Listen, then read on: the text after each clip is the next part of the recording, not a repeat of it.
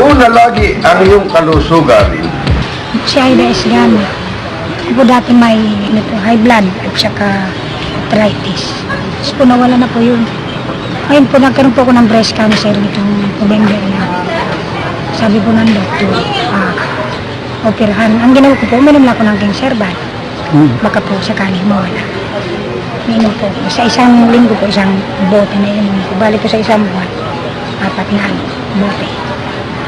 Hindi na po ako naglalaba eh. Dati po naglalaba ako, pero po ngayon nagkaroon ko ng breast cancer, hindi na. Hindi na ako naglalaba. Wala po akong ginagawa ngayon sa bahay na hanggang ngayon. Ngayong ngayon po. Pagkasa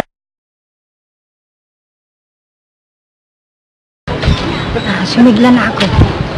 Nawala yung pagduduling ko. Tapos pagkahilo. Sa mga nanonood ngayon, kaya ko sa inyo, bumili kayo ng King Serval para gumaling na yung mga karamdaman ninyo. Kaya kung may cancer kayo.